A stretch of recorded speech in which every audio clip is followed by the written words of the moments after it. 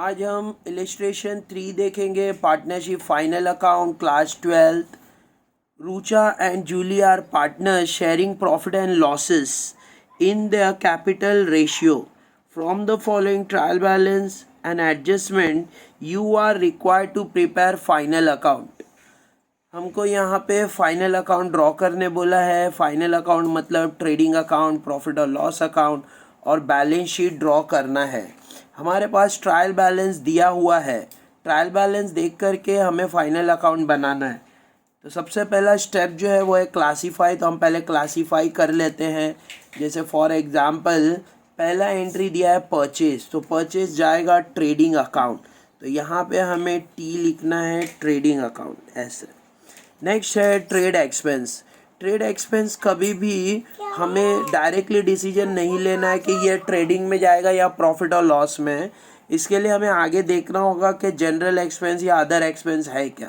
तो यहाँ पे जनरल एक्सपेंस दिया हुआ है, इसका मतलब ट्रेड एक्सपेंस ट्रेडिंग में जाएगा और जनरल एक्सपेंस प्रॉफिट और लॉस में जाएगा।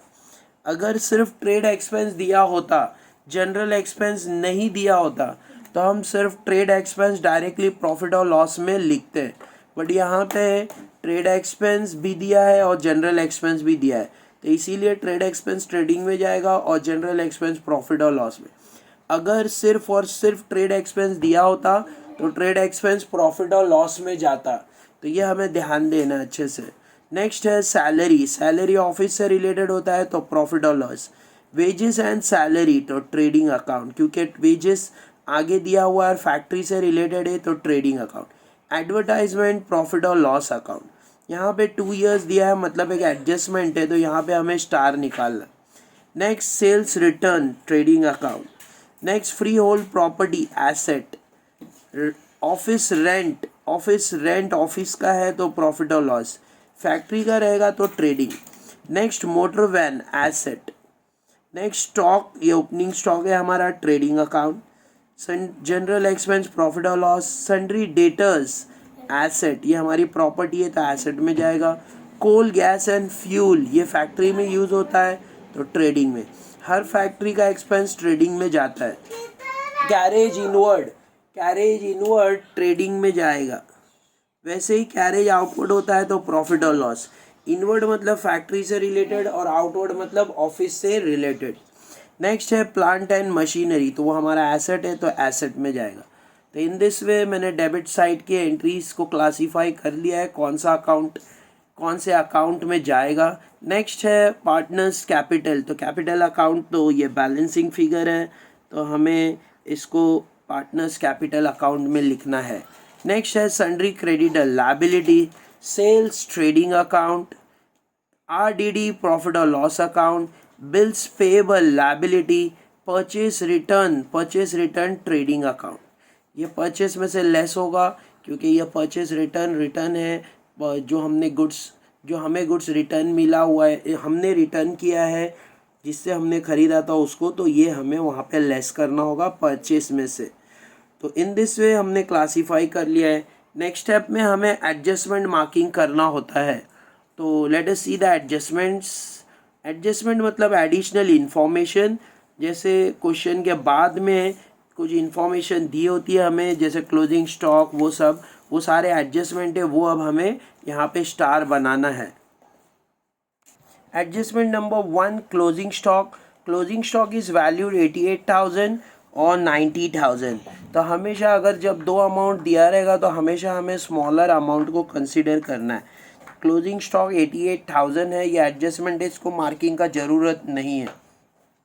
Next Rucha and Julie withdraw from the business 3,000 2,000। ये ड्राइंग है, जो उनने ड्राइंग किया है पार्टनर्स ने, तो इसके लिए भी मार्किंग का ज़रूरत नहीं है। डेप्रिशिएट मोटर वैन, तो मोटर वैन पे एक स्टार आएगा, प्लांट एंड मशीनरी पे एक स्टार आएगा। Next reserve for doubtful debts on debtors 5%, मतलब डेटर्स पे एक स्टार आएगा क्योंकि एक एडजस्टमेंट है आरडीडी। नेक्स्ट वेजेस पे स्टार आएगा क्योंकि एडजस्टमेंट है, एक वेजेस पे स्टार आएगा क्योंकि एक एडजस्टमेंट है, मतलब आउटस्टैंडिंग है। फिर goods 6,000 purchase on credit but no entry was found in a books of account. तो मैंने गुड्स खरीदा बट रिकॉर्ड करना भूल गया, मतलब मैंने रिकॉर्ड नहीं किया, तो यहाँ पे भी हमें मार्किंग करनी होगी। परचेस पे स्टार आएगा और एक एक हमें एडजस्टमेंट करना होगा डेटर्स पे। तो यहाँ पे परचेस पे और क्रेडिटर पे, क्योंकि जब हम गुड्स खरीदते हैं तो जिससे हम खरीदते हैं उसको पेमेंट करनी होती है, तो वो हमारे क्रेडिटर्स होते हैं।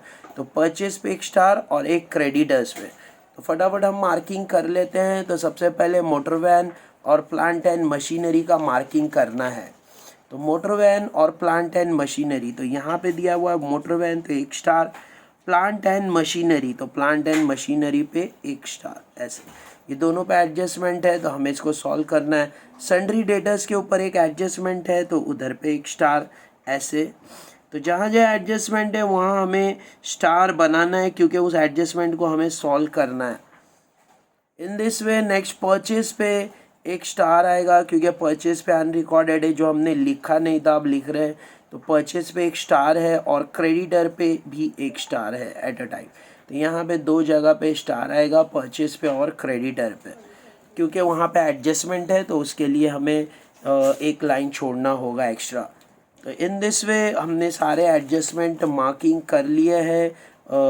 आउटस्टैंडिंग वेजेस बाकी है तो आउटस्टैंडिंग वेजेस मार्क कर लेते हैं। तो वेजेस पे एक स्टार, जैसे वेजेस दिया है हमें, यहाँ पे है वेजेस, तो यहाँ पे वेजेस पे एक स्टार आ जाए। तो इन दिस वे अब हमने जहाँ जहाँ स्टार बनाया वहाँ हमें लाइन छोड़ना है और फिर उसको उसके लिए हमें वो एडजस्टमेंट सॉल्व करना है। तो सबसे पहले हम ये सारी एंट्रीज पुट इन कर देते हैं। तो पहले हम ट्रेडिंग अकाउंट को फिलअप करेंगे, मतलब ट्रेडिंग अकाउंट में एंट्री हमें पास करना है। तो trading account, so this is our trading account. तो यहाँ पे मैंने ट्रेडिंग अकाउंट ड्रॉ कर लिया है। तो जैसे यहाँ पे इन द बुक ऑफ, कंपनी का नाम, मतलब कंपनी का नाम तो हमें दिया नहीं है, तो वहाँ पे हम in the book of Rucha and Julie ऐसे लिख लेंगे। तो in the book of Rucha and Julie, दोनों पार्टनर का नाम हम जैसे यहाँ पे लिख लेंगे। तो in the book of Rucha and Julie. Trading account for year ended 31 March 2019 हमें डेट दिया है। तो जैसे अगर हमें 22 दिया है, 23 दिया है, जो भी डेट दिया रहेगा वो हमें डेट यहाँ पे लिखना होगा। नेक्स्ट इसके बाद में ट्रेडिंग अकाउंट का जो फिक्स स्ट्रक्चर है वो हमें बनाना होगा। ट्रेडिंग अकाउंट का जो फिक्स स्ट्रक्चर है वहाँ पे सबसे पहले आता है ओपनिंग स्टॉक डेबिट साइड में। तो टू ओपनिंग स्टॉक, इसका जगह फिक्स है तो इसे पहले लिख देना है। फिर है टू परचेस, तो टू परचेस। नेक्स्ट यहाँ पे आएगा बाय सेल्स, क्रेडिट साइड में बाय सेल्स। तो इन दिस वे ये इसका फिक्स स्ट्रक्चर है जो हमें सबसे पहले ड्रॉ कर लेना है। आई होप समझ में आ गया होगा। तो पहले ही मैंने ये स्ट्रक्चर बना लिया है, to opening stock, to purchase, ऐसे।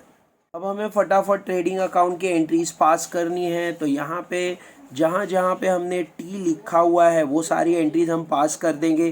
तो परचेज दिया है 48,000, तो परचेज के कॉलम में 48,000। इनर कॉलम में इसीलिए आ रहा है क्योंकि इसके ऊपर रिटर्न्स है, तो रिटर्न्स हमें लेस करना होगा।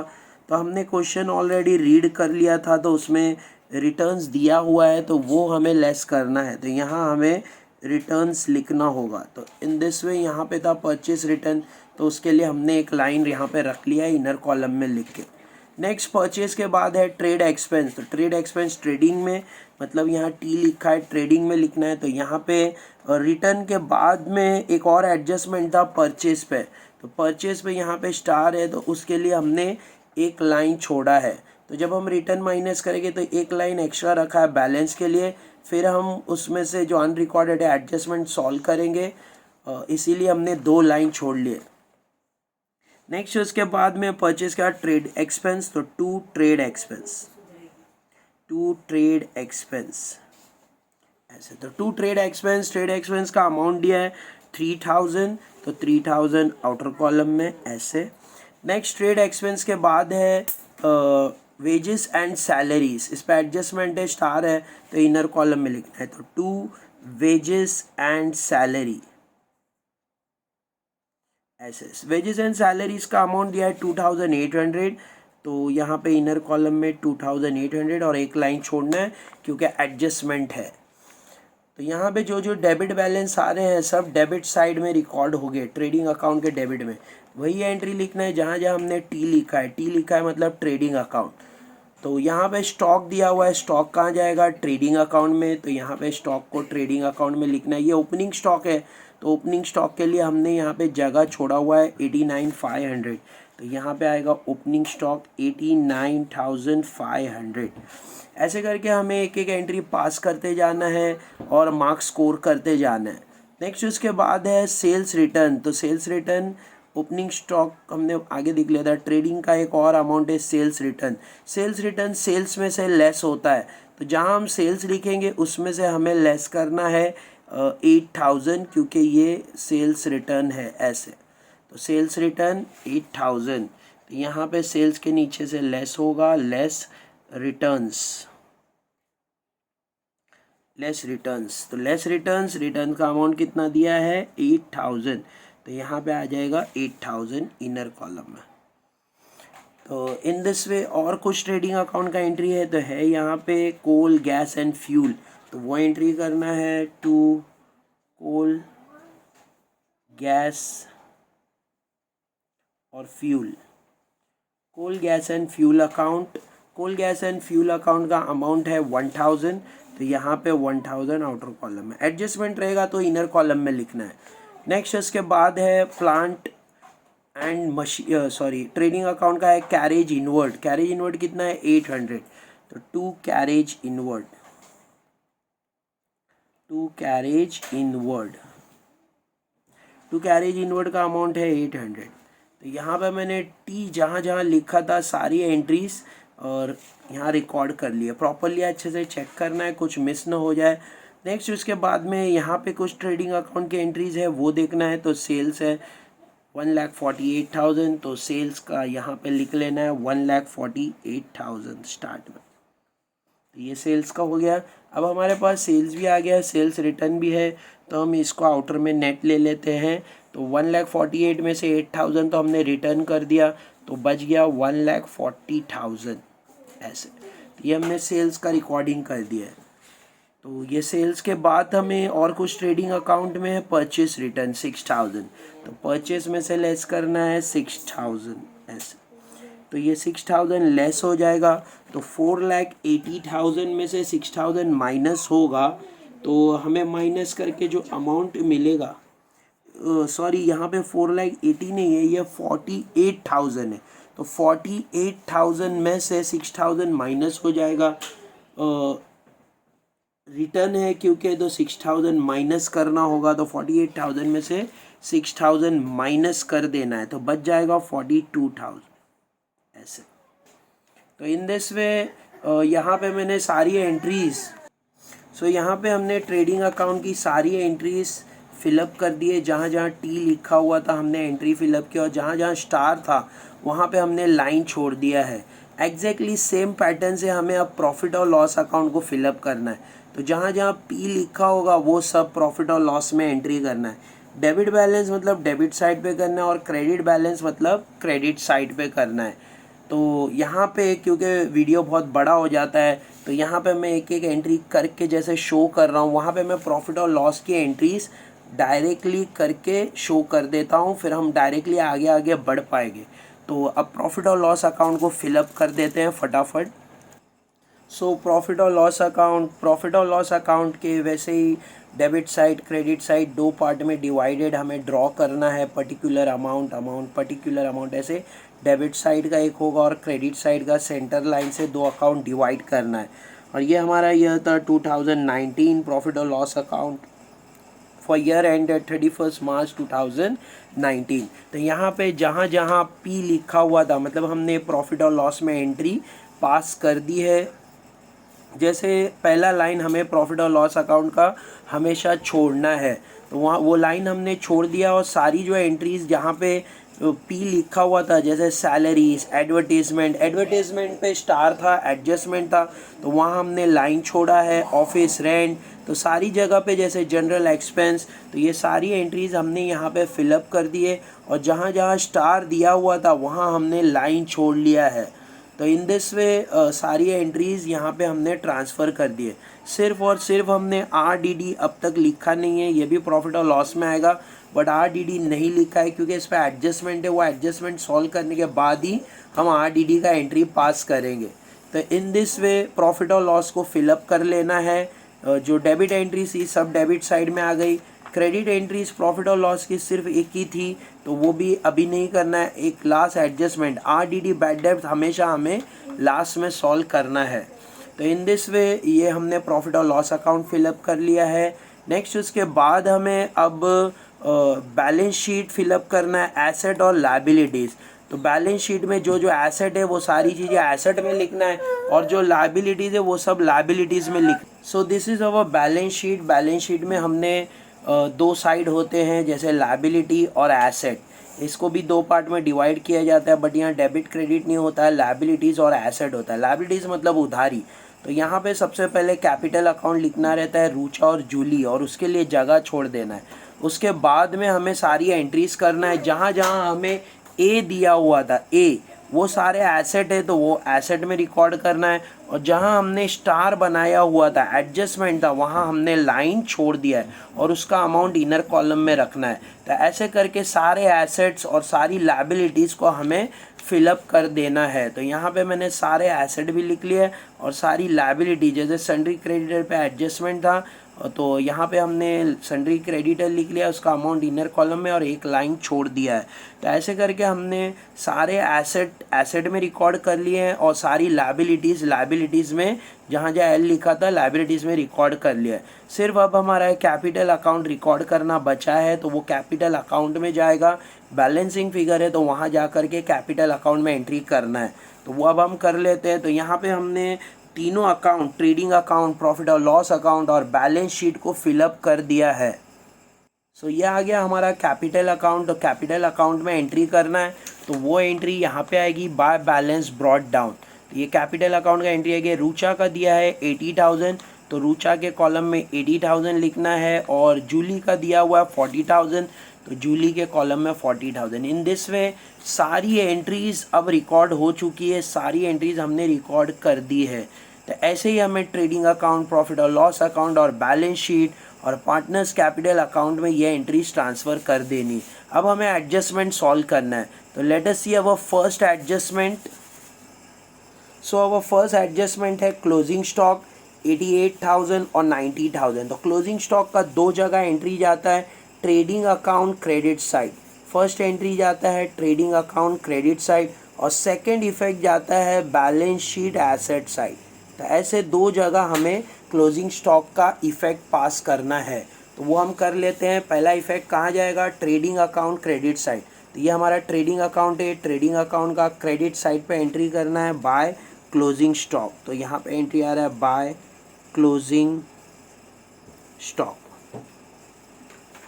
क्लोजिंग स्टॉक का अमाउंट हमेशा कम वाला लेना है, तो 88,000। तो ये फर्स्ट इफेक्ट हमने पास कर दिया, trading account credit side. Second effect हमें देना है बैलेंस शीट एसेट साइड। सो ये आ गया बैलेंस शीट एसेट साइड में एंट्री करना है क्लोजिंग स्टॉक। एसेट और लायबिलिटीज़ में कभी भी टू और बाय नहीं लिखना है, नहीं तो हमें डेबिट में 2 लिखना रहता है और क्रेडिट में बाय लिखना रहता है। तो ये क्लोजिंग स्टॉक का अमाउंट 88,000। तो पहला एडजस्टमेंट हमने सॉल्व कर लिया है। नेक्स्ट हमें सेकंड एडजस्टमेंट क्या दिया है, Rucha and Julie withdraw from the business 3,000 and 2,000 for their personal use. तो दोनों ने विड्रॉ किया है बिजनेस से। Rucha and Julie withdraw from the business 3,000 and 2,000, मतलब दोनों ने विड्रॉ किया है बिजनेस से, तो गुड्स विड्रॉ किया है। तो जब भी विड्रॉ होगा, मतलब ये ड्राइंग है, जब भी वो कुछ निकालेंगे तो ट्रेडिंग अकाउंट की क्रेडिट साइड से फर्स्ट इफेक्ट देना है। First effect trading account credit side, तो बाय गुड्स विड्रॉन बाय, दोनों पार्टनर ने विड्रॉ किया है। तो पहला पार्टनर है रूचा और दूसरा पार्टनर है जूली। रूचा ने कितना विड्रॉ किया, एडजस्टमेंट में उसका अमाउंट दिया है। रूचा ने विड्रॉ किया है 3,000, तो रूचा के कॉलम में 3,000, और जूली ने विड्रॉ किया है 2000, टोटल दोनों ने ड्राइंग किया है 5000।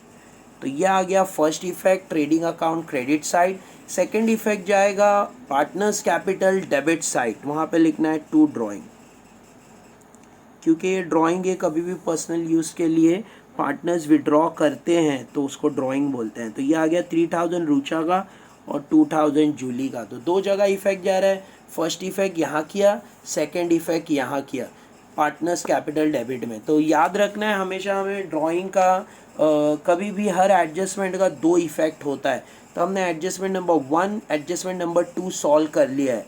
नेक्स्ट है adjustment number 3, depreciate motor van 5% और प्लांट एंड मशीनरी बाय 7%। तो हमें डेप्रिसिएशन निकालना है और उसका डेप्रिसिएशन लिखना है। तो इसको एसेट, मोटर वैन एसेट होता है तो एसेट में जा कर के हमें डेप्रिसिएशन निकालना है। तो ये आ गया हमारा एसेट, बैलेंस शीट एसेट में है मोटर वैन।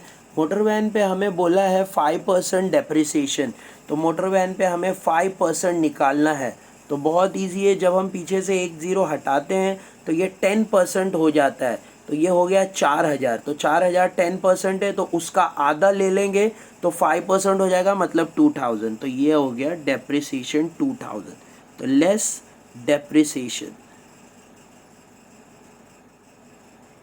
डेप्रिसिएशन हमेशा लेस होता है क्योंकि वो लॉस है, हमारे एसेट का वैल्यू घट रहा है। तो 4000 माइनस कर दिया, 40 में से 2000 माइनस हुआ तो बच गया 38000 आउटर कॉलम में।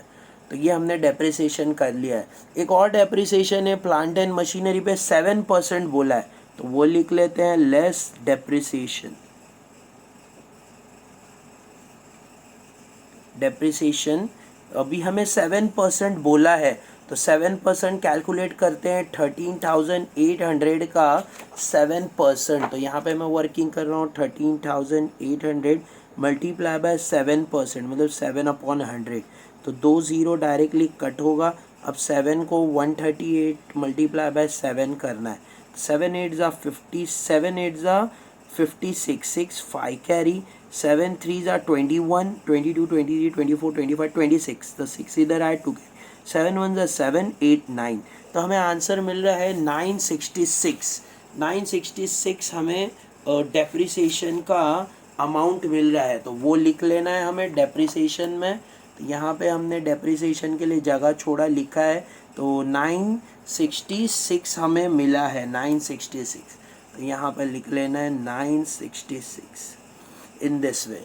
अब डेप्रिसिएशन माइनस करके हमें आउटर कॉलम में अमाउंट लेना है। डेप्रिसिएशन को 966 को माइनस कर देना है और आउटर कॉलम में अमाउंट लेना है। यहाँ पे हमें माइनस करने प्रॉपरली आना चाहिए, 0 - 6 नहीं होगा, बाजू से लो, बाजू में भी 0 है तो और बाजू में जाओ तो 10 से बोरो करो, यहाँ 1 बोरो करके लाओ, यहाँ 7 बच गया तो ये 10 हो गया, इसको कट करो, यहाँ 9 बचेगा, फिर 10। तो 10 - 6 करना है तो 4 बच गया ऐसे, फिर 9 - 6 करना है ऐसे, तो 9 - 6 किया तो 3 बच गया ऐसे। फिर यहाँ पे 7, तो 7 माइनस नहीं हो पाएगा 9 से, तो बाजू से बोरो कर लो, तो यहाँ पे बचेगा 2 और यहाँ पे 1 आ गया, तो 17। 17 - 9 करना है हमें, 17 - 9 तो बचेगा 8। तो यहाँ पे 8 आ गया ऐसे और यहाँ पे 12 ऐसे। तो हमें प्रॉपरली सब्ट्रैक्शन आना चाहिए। तो 13800 में से 966 माइनस हो गया तो ये हमारा बच गया बैलेंस। तो हमने दोनों डेप्रिसिएशन कर दिया। ये फर्स्ट इफेक्ट है लेस फ्रॉम पर्टिकुलर एसेट, मतलब एसेट में से हमें लेस करना है। इसका सेकंड इफेक्ट जाएगा प्रॉफिट और लॉस अकाउंट डेबिट साइड, तो वहाँ पे हम कर लेते हैं सेकंड इफेक्ट। यहाँ पे मुझे डेप्रिसिएशन का दोनों इफेक्ट देना है, दोनों का। तो यहाँ पे डेप्रिसिएशन अकाउंट बना लेते हैं, प्रॉफिट और loss account debit side to depreciation account, to depreciation account.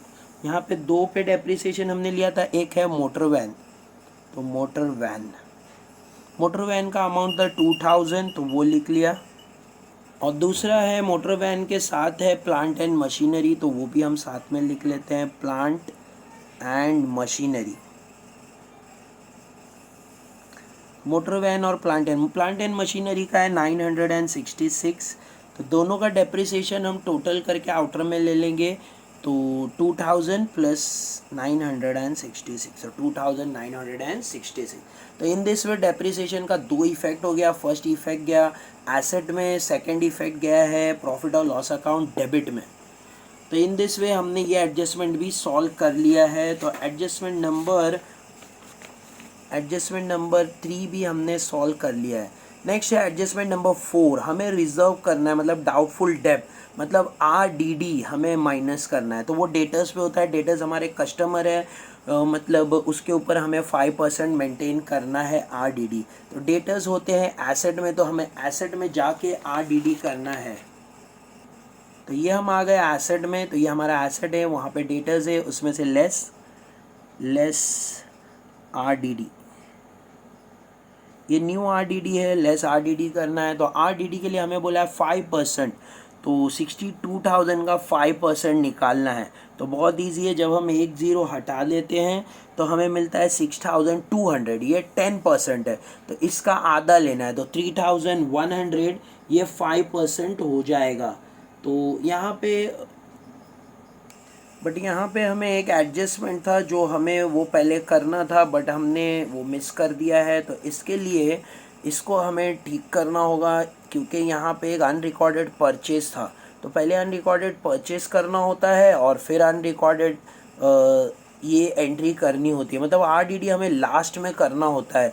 तो मोस्टली स्टूडेंट्स की मिस्टेक हो जाती है और वो RDD पहले कर देते हैं, तो ये रॉन्ग हो जाता है। तो इसके लिए RDD हमेशा लास्ट में करना है। तो यहाँ पे मैं कट करके डेटर्स को नीचे कैरी फॉरवर्ड कर रहा हूँ, और इसको यहाँ पे मैं लिख ले रहा हूँ सन्ड्री डेटर्स 62,000 ऐसे। अब इसके ऊपर पहले मुझे RDD का एडजस्टमेंट वो लास्ट में करना होगा, क्योंकि यहाँ पे एक एडजस्टमेंट है जो पहले करना होगा बाद वाला, तभी ही हम RDD कर पाएंगे। नहीं तो हमें जो RDD का अमाउंट जैसे यहाँ पे मिल रहा था 6,200, वो रॉन्ग आ जाएगा। तो आई होप समझ में आ रहा होगा, ये पॉइंट को हमेशा नोट करके रखो कि RDD कभी भी हमें लास्ट में करना है, RDD बैड डेब्ट्स। तो इन दिस वे ये एडजस्टमेंट हम बाद में करेंगे, उससे पहले हम 5th और 6th कर लेते हैं। तो आउटस्टैंडिंग वेजेस, तो वेजेस में हमें ऐड करना है। वेजेस कहाँ होता है? Trading account. तो यहाँ आ गए हम ट्रेडिंग अकाउंट में। ट्रेडिंग अकाउंट में वेजेस क्या करना है? ऐड। तो यहाँ पे वेजेस के इधर हमने लाइन छोड़ा था, ऐड आउटस्टैंडिंग। आउटस्टैंडिंग मतलब स्टिल पेएबल, तो ये अभी भी पे करना बाकी है, तो ये 800 ऐड हो गया, तो टोटल हो जाएगा 3,600 ऐसे। तो ये ऐड हो गया आउटर कॉलम में। तो first effect add to particular expense, second effect balance sheet liability side. Second effect इसका लायबिलिटी में हमें पास करना है। यह आ गया हमारा liability, balance sheet liability side, यहाँ पे लिख लेना है आउटस्टैंडिंग वेजेस। आउटस्टैंडिंग वेजेस का अमाउंट है 800। तो इन दिस वे हमने एडजस्टमेंट नंबर 5 कंप्लीट कर लिया है। दो जगह इफेक्ट जाएगा, first effect add to wages, second effect balance sheet liability side. क्या लिखना है? Outstanding wages. तो इन दिस वे हमने लिख दिया आउटस्टैंडिंग वेजेस 800। नेक्स्ट उसके बाद adjustment number 6, goods of ₹6,000 purchase on credit but no entry was found in a books of account. Goods of ₹6,000 purchase on credit but no entry was found, मतलब ये record ही नहीं हुआ है, इसको record करना है। तो इसमें हमें परचेस में रिकॉर्ड करना होगा, 6,000 ऐड करना होगा। तो परचेस में जा करके 6,000 क्या करना है? ऐड करना है हमें। और no entry was found in a books of account, और इसका कोई भी एंट्री नहीं है, बुक्स ऑफ अकाउंट में इसका एंट्री नहीं है, तो हमें इसका एंट्री पास करना होगा। तो परचेस में आ जाना है और परचेस में ये अमाउंट को ऐड कर देना है। तो ऐड अनरिकॉर्डेड, यहाँ पे हमने ऑलरेडी लाइन छोड़ा था, 6,000 ऐड कर देना है। तो 42 में 6,000 ऐड हो गया, तो 48,000 ऐसे। तो ये हमने परचेस में ऐड कर दिया है।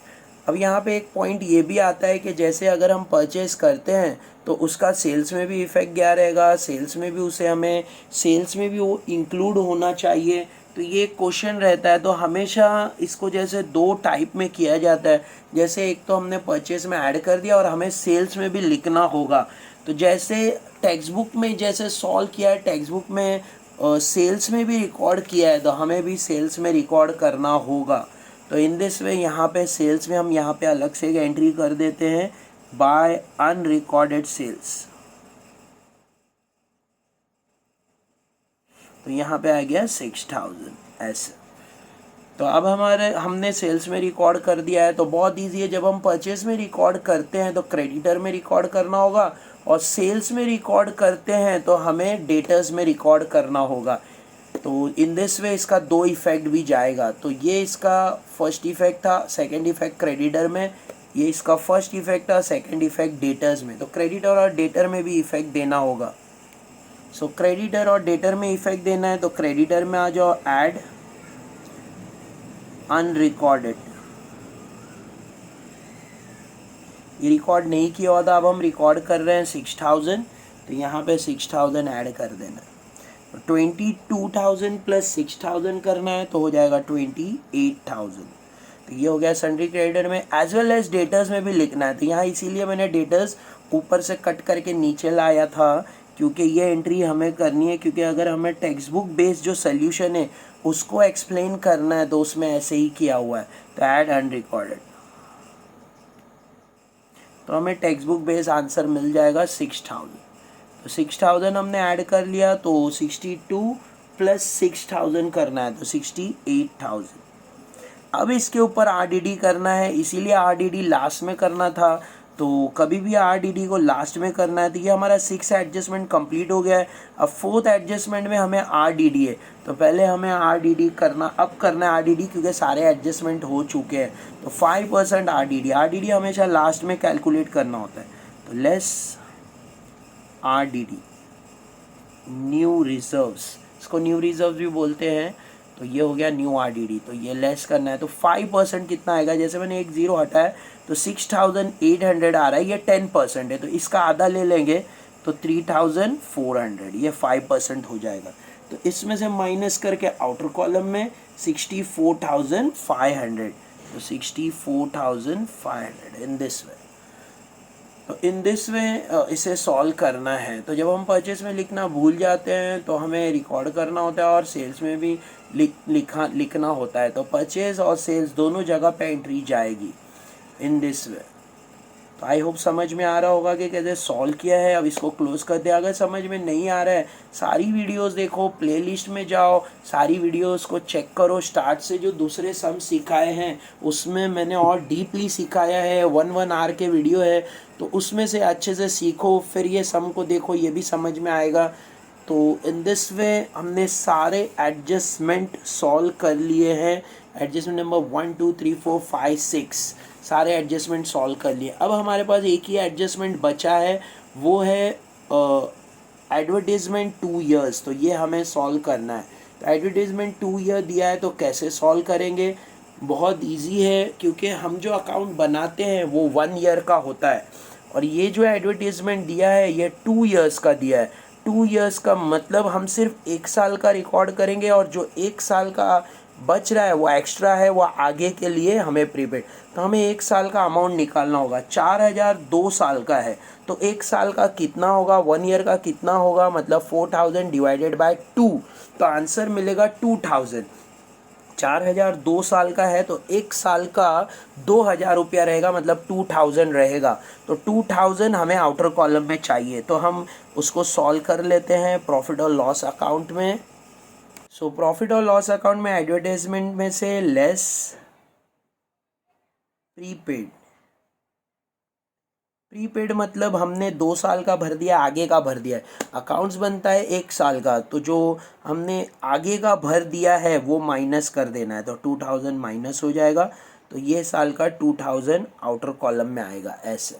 2000 माइनस करना, और ये 2000 हमें नेक्स्ट ईयर में यूज़ होगा, तो ये हमारा एसेट है, तो इसका इफेक्ट एसेट में जाएगा। तो first effect less from particular expense, second effect balance sheet asset side. तो एसेट साइड में एंट्री करना है।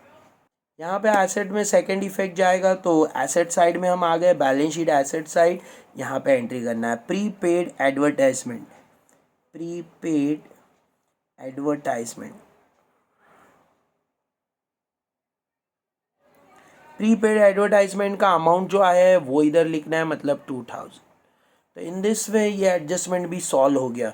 तो हमने सारा क्वेश्चन सॉल्व कर लिया है, सिर्फ अब आरडीडी बचा है जो हमें लास्ट में करना था। तो आरडीडी की एंट्री कर लेते हैं। आरडीडी जाएगा प्रॉफिट और लॉस अकाउंट, तो प्रॉफिट और लॉस में एंट्री करना है।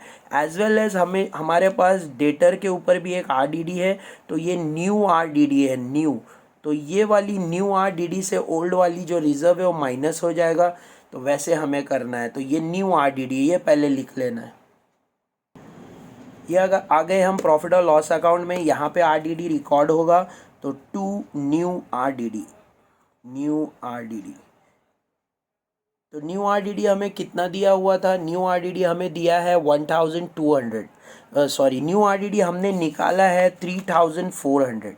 तो 3400 उसमें से लेस करना है old RDD, old RDD. Old RDD मुझे क्वेश्चन में दिया हुआ है, यहाँ पे ट्रायल बैलेंस में दिया है ओल्ड आरडीडी 1200। तो 1200 लेस कर देना है।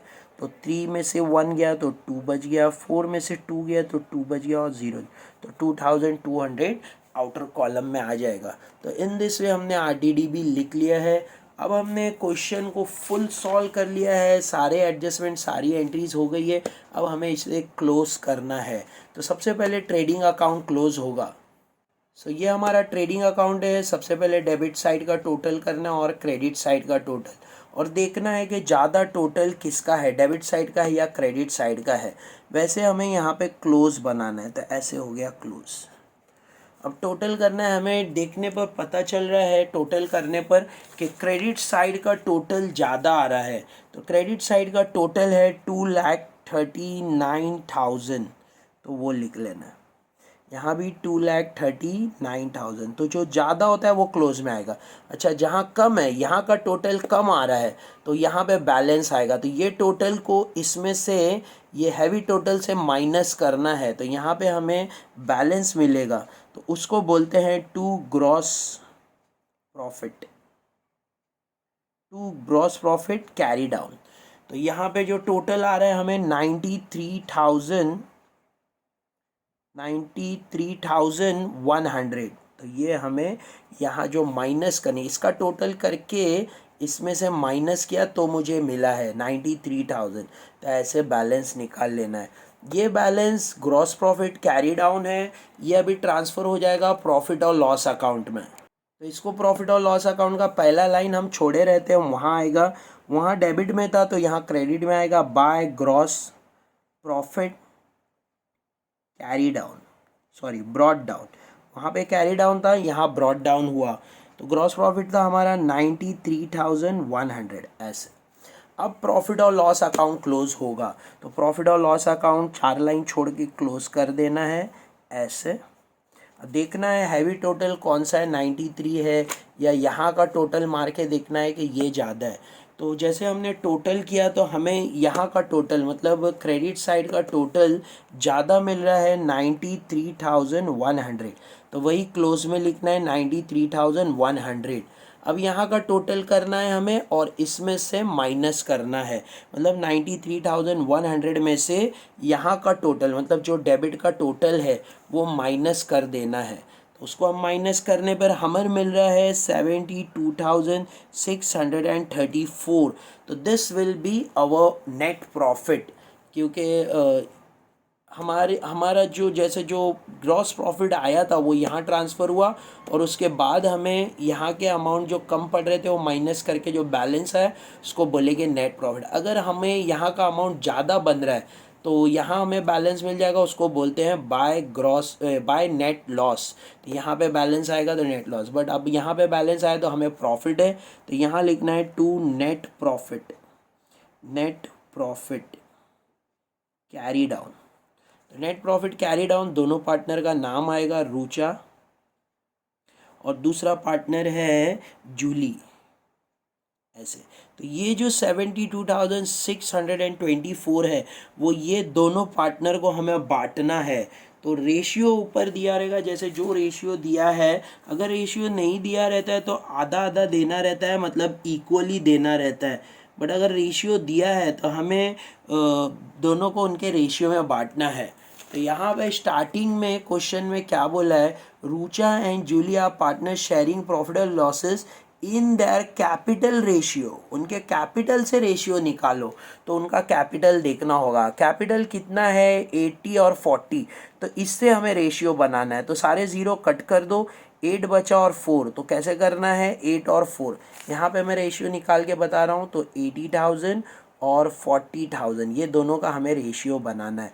तो चारों ज़ीरो कट, यहाँ भी चारों ज़ीरो के नीचे और ऊपर कट हो जाएगा, इक्वल इक्वल है, सेम सेम है, इसीलिए अब 4 के टेबल में दीजिए। 4 1 ज़ा 4, 4 2 ज़ा 8, तो रेशियो बनता है 2:1। क्या रेशियो बन रहा है 2:1, मतलब 2 ऊपर बन रहा है और 1 नीचे। तो ये हो गया रेशियो, ये कैपिटल से हमने रेशियो निकाला। अब ये रेशियो में इसको बांटना है, मतलब 72,634 को ये रेशियो में हमें बांटना होगा। तो 2 + 1 कितना होता है 3, तो ये 2 + 1 3 हो जाएगा। तो पहले वाले का बनेगा 2/3 फ्रैक्शन फॉर्म में, और दूसरे का बनेगा 1/3 ऐसे।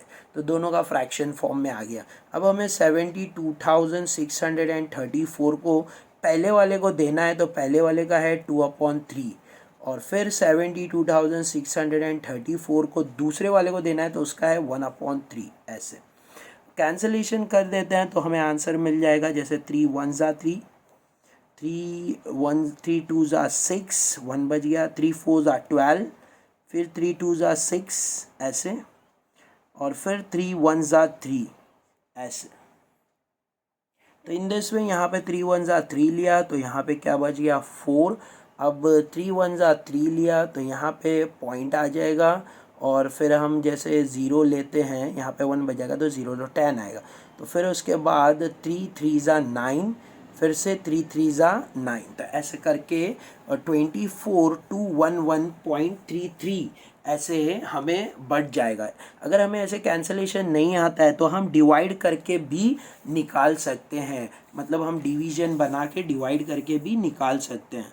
तो इन दिस वे हमें ये अमाउंट आ गया। अब 2 से मल्टीप्लाई कर लेना है, तो हमें दोनों का नंबर मिल जाएगा। जैसे 2 3 ज़ा 6, 2 3 ज़ा 6 ऐसे करना है, और यहाँ पे 2 1 ज़ा 2, फिर से 2 1 ज़ा 2, फिर 2 2 ज़ा 4, 2 4 ज़ा 8, फिर 2 2 ज़ा 4 ऐसे मल्टीप्लाई कर लेना है। तो मल्टीप्लाई करने के बाद जैसे यहाँ पे 2 3 ज़ा 6 आ गया, 2 3 ज़ा 6, फिर पॉइंट है तो पॉइंट, फिर 2 1 ज़ा 2, फिर आएगा 2 1 ज़ा 2, फिर आएगा 2 2 ज़ा 4 ऐसे, फिर 2 4 ज़ा 8, फिर उसके बाद में 2 2 ज़ा 4, तो ऐसे।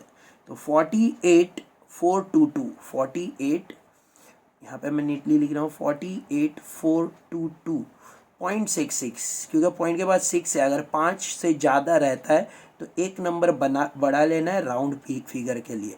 तो इसका हो गया 48,423, तो पहले वाले का आ गया 48,423 ऐसे। अब दूसरे वाले का भी निकालना है, तो ऐसे ही कैंसलेशन हम करेंगे तो सेम आ जाएगा कैंसलेशन, और मल्टीप्लाई बाय 1 करना है, तो मल्टीप्लाई बाय 1 करेंगे। जैसे कैंसलेशन किया तो सेम आएगा 24,211.33, तो मल्टीप्लाई किया 1 से तो यही आ जाएगा सेम 24,211.33। बट यहाँ पे इंपॉर्टेंट थिंग ये है कि यहाँ पे पॉइंट का 3 है, तो हमें ये राउंड फिगर में लेना है, तो हमें ये नंबर बढ़ाना नहीं है। यहाँ पे जब 5 से ज़्यादा होता है तो हमें एक नंबर बढ़ा लेना है, मतलब यहाँ पे 2 था, लास्ट नंबर 2 था, तो हमने 3 कर दिया ऐसे। अब यहाँ पे 24,211 ऐसे ही रहेगा, तो इसको 24,211 ऐसे। अब ये दोनों का टोटल करेंगे तो हमें ये अमाउंट मिल जाएगा नेट प्रॉफिट। तो ऐसे हमने दोनों पार्टनर को नेट प्रॉफिट बांट दिया है। अगर समझ में नहीं आ रहा है वीडियो को फिर से देखो, ये बहुत इंपॉर्टेंट है।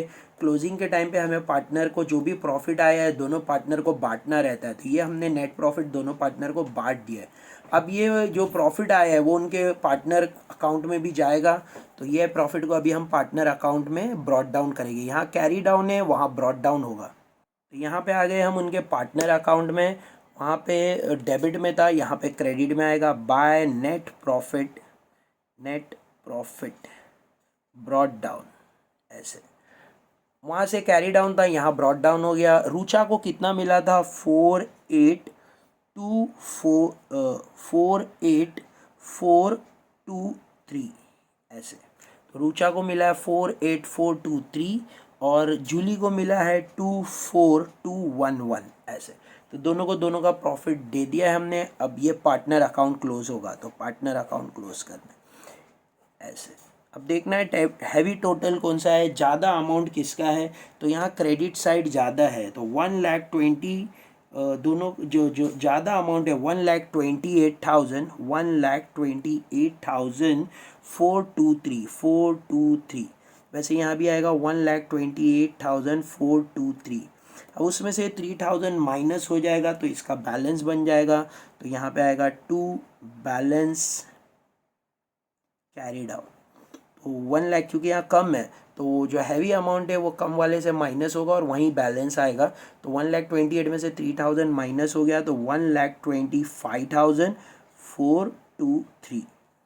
अब नेक्स्ट वाले का करना है 40 और प्लस 24, 40 50 60 तो हो जाएगा 64,211। तो 64,211 उसमें से हमें 2,000 माइनस कर देना है तो इसका बैलेंस आ जाएगा 62,211 ऐसे।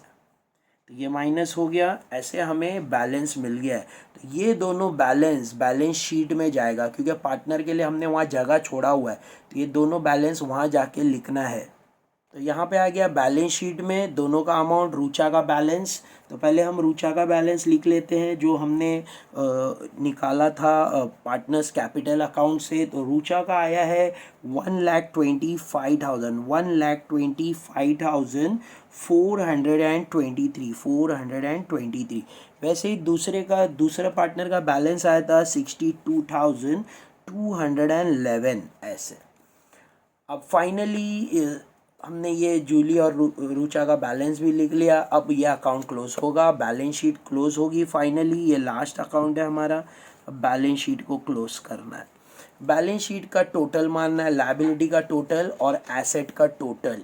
ये दोनों टोटल हमेशा मैच होना चाहिए, सेम आना चाहिए, तो हमारा क्वेश्चन राइट है। तो हमने इसको क्लोज कर लिया है, टोटल किया है, तो इसका टोटल आ रहा है 2,28,434। वैसे ही यहाँ का टोटल आ रहा है 2,28,434। तो यहाँ पे दोनों का अमाउंट हमें एसेट का जो सेम आ रहा है और लायबिलिटी का भी सेम आ रहा है, मतलब हमारा क्वेश्चन टैली हुआ है। आई होप समझ में आ गया होगा। तो ये क्वेश्चन हमारा कंप्लीट हो गया है। तो इन दिस वे हमने इलस्ट्रेशन 3 सॉल्व कर लिया है। रूचा और जूली का जो क्वेश्चन था वो हमने सॉल्व कर लिया। होप समझ में आ गया होगा। समझ में नहीं आ रहा है तो रिवर्स जाओ, वीडियो को फिर से देखो, प्लेलिस्ट जाके चेक करो, प्लेलिस्ट में और भी क्वेश्चन सॉल्व किए हुए हैं उसको देखो। You will get it how to solve. So thank you for watching. Don't forget to subscribe, share with your friends. Thank you all. Take care.